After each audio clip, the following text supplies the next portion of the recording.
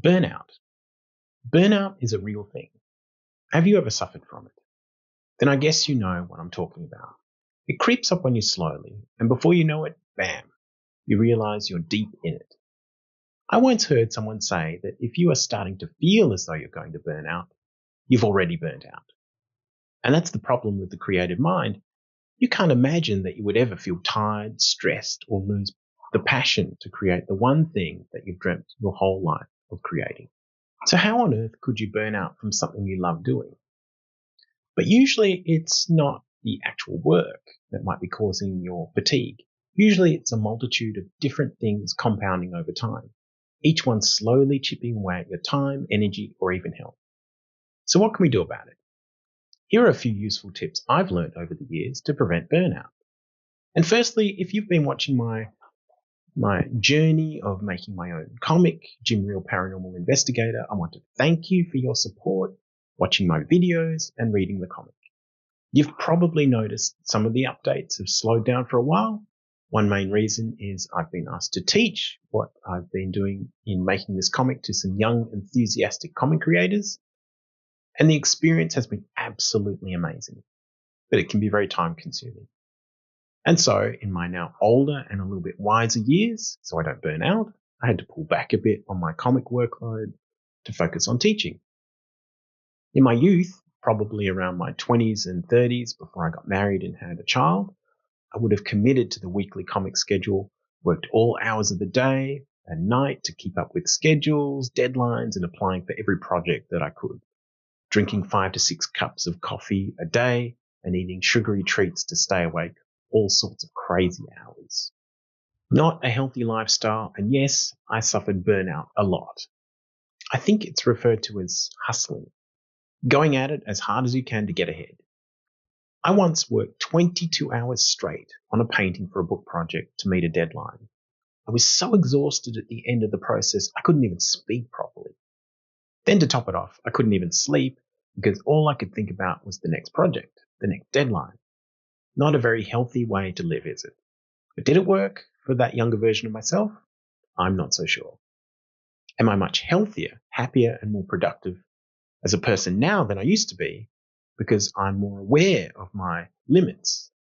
Yes, absolutely.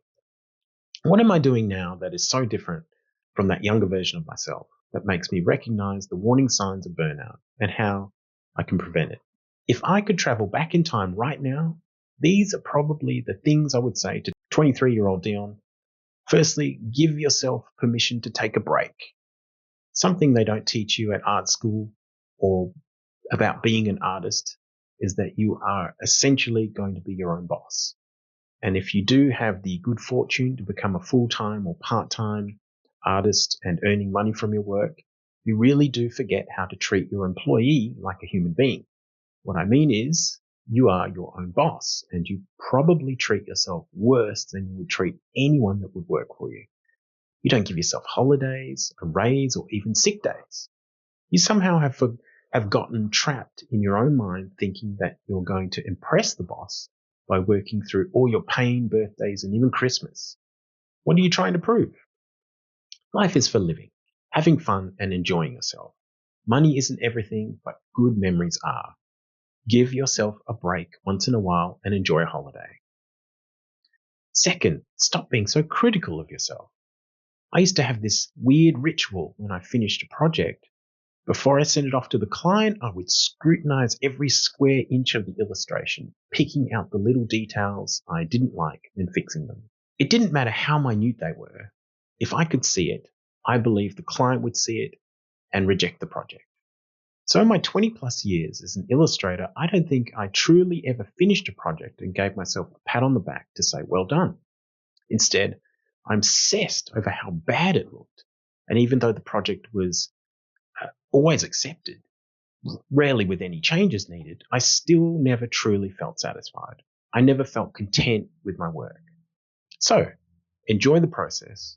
Don't sweat over the little details that don't matter. You are only human and you can make mistakes. It won't be the end of the world if you do. But trust yourself and your abilities. You're good at what you do. Otherwise, you wouldn't have gotten the job in the first place. Thirdly, don't isolate yourself. I have to say, when I was younger, I very much would shut myself away in my apartment and work for days straight without talking to a single soul.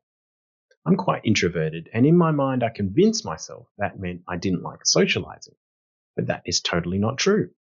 Since making the character Jim real and documenting the process online of making a comic, creating an online community, and teaching at live workshops, I've noticed that, yes, I am still introverted, but I love communicating with like-minded people about art, creating stories, and making comics. It's not just allowed me to share what I know and I've learnt with others, but I am learning from other people. Their thoughts and experiences are similar to mine. Their fears, dreams, and ambitions are similar to mine. It's refreshing to know that others think the same way. It's not just me. It's almost therapeutic to be able to talk to someone else about a topic that you might think is alien to anyone outside of your own head. But when you do realize they think the same way you do and have the same problems, it somehow takes some of the pressure off. So don't isolate yourself. Find a group of like-minded people who do what you do and would encourage and inspire you. That can be an in-person group or perhaps an online community. And if such a group doesn't exist in your area or niche, why not make one? You don't need a lot of people. Even just one person is more than enough, especially if you're a bit of an introvert. So these are my 3 tips for you, Dion, my younger version. Don't be such a workaholic. Don't be so critical of yourself, and don't isolate yourself. It took me about 20 years to figure out what was missing in my life to make me a better artist and feel more like a grounded and well-adjusted human being. Maybe some or all of these things will also help you, but perhaps your burnout is fueled by something else. If you have tips on how you prevent burnout, I'd love for you to share them in the comments below to help others and also remind yourself what is working. And as always, if you have any questions about comic making, storytelling, and art, I'm happy to answer them as best I can. Let's talk soon. For more behind the scenes of the comic, useful tips and videos about my comic making process, see the links in the description below.